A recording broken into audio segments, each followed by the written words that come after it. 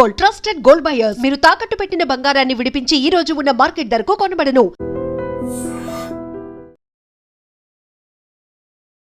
నమస్తే, welcome to iDream talking point with కవిత.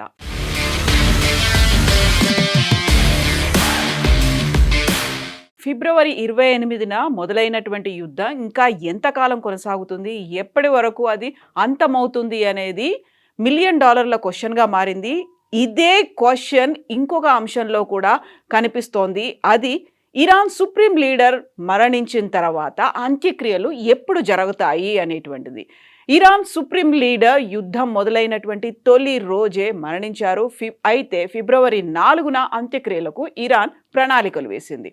అయితే పశ్చిమాసియాలో యుద్ధం తీవ్ర రూపం దాల్చడంతో దాన్ని వాయిదా వేస్తూనే వచ్చింది. ఇప్పటిదాకా అంత్యక్రియలు జరగలేదు. అయితే టెహ్రాన్ ప్రభుత్వం అధికారికంగా తేదీని కూడా ప్రకటించలేదు. అంత్యక్రియలకు లక్షలాదిగా జనం తరలి వచ్చే అవకాశం ఉందని ప్రచారం జరుగుతోంది. కానీ క్షేత్రస్థాయిలో వాస్తవ పరిస్థితులు మరోలా ఉన్నాయి. 1989లో నాటి సుప్రీం నేత అయతుల్లా రుహెల్లా ఖొమైనీ అంత్యక్రియలకు లక్షల మంది హాజరయ్యారు. ఇప్పుడు అలాంటి వాతావరణం అక్కడ కనిపించలేదు.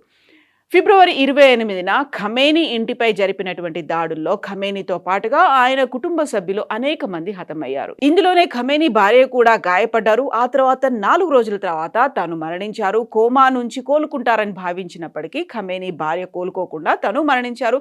తనతో పాటుగా కోడలు, మనవలు, మనవరాళ్లు కూడా మరణించారు. దాంతో 36 ఏళ్ల పాటు ఇరాన్ సుప్రీం లీడర్గా ఆధిపత్యం చెలాయించినటువంటి ఖమేనీ స్టోరీ ముగిసినట్లుగా అనౌన్స్మెంట్లు అయితే వచ్చాయి. అమెరికా, ఇజ్రాయెల్ సంయుక్తంగా చేపట్టినటువంటి ఆపరేషన్ ఎపిక్ ఫ్యూరీ మొదటి రోజునే Iran supreme leader Ayatollah Ali Khamenei మరణించారు. ఆయన మరణించి 2 నెలలు అవుతున్నప్పటికీ కూడా ఇంకా అంత్యక్రియల్ని నిర్వహించలేదు ఇరాన్. ఆయన అంత్యక్రియల నిర్వహణకు వెనకాడడానికి వివిధ కారణాలున్నాయి. ఒకవైపు అమెరికా, ఇజ్రాయెల్ దాడులు, మరోవైపు అంతర్గత నిరసనల భయంతోనే భారీ ఎత్తున బహిరంగ అంత్యక్రియలకు ఇరాన్ వెనకడుగు వేస్తున్నట్టుగా సమాచారం అందుతోంది. ఇది ఇరాన్లో తీవ్ర రాజకీయ అనిశ్చితి, బలహీనతకు అద్దం పడుతోందని అంతర్జాతీయంగా విశ్లేషణలు వస్తున్నాయి.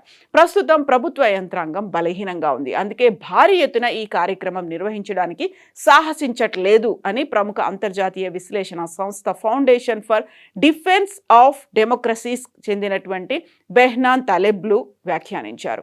అంత్యక్రియల సమయంలో అమెరికా, ఇజ్రాయెల్ దాడులు జరుగుతానే భయంతో పాటుగా ఖమేనీ వారసుడిగా ఎన్నికైనటువంటి మొస్తఫా ఖమేనీ బయటకు రాకపోవడం కూడా ఈ జాప్యానికి కారణమని విశ్లేషణలు వస్తున్నాయి. ఇస్లామిక్ రిపబ్లిక్ అంతా తమ అధీనంలో ఉందని గొప్పగా మాట్లాడుతోంది. కానీ 50 రోజులుగా ఇంటర్నెట్ నిలిపివేయడం వాస్తవమేంటో చెబుతోంది.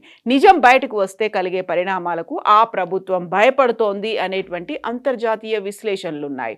అమెరికా దాడుల్లో ముస్తఫా ఖమేనీ సైతం గాయపడ్డారని ఒక సమాచారం. ప్రస్తుతం ఆయన పరిస్థితి ఎలా ఉంది అనేది ఒక కన్ఫ్యూజింగ్గా, ఒక క్లారిటీ లేకుండా ఉంది. ఇప్పటి వరకు అధికారికంగా ఎలాంటి ప్రకటన కూడా రాలేదు. ఇరాన్ ఈశాన్య నగరం తుర్కమెనిస్తాన్ సరిహద్దుల్లో ఖమేనీ స్వస్థలం మషహద్లో అంత్యక్రియలు నిర్వహించాలని భావించారు. అయితే దానిపై కూడా ఇంకా తుది నిర్ణయం తీసుకోలేదు. అమెరికాతో కుదిరిన 2 వారాల కాల్పుల విరమణ ఒప్పందం మరో 2 రోజుల్లో ముగియనుండగా భద్రతాపరమైనటువంటి ఆందోళనలు మరింతగా పెరిగాయి. ఈ క్రమంలోనే ఖమేనీ ఖననం విషయంలో ఇరాన్ ఆచితూచి అడుగులు వేస్తోంది.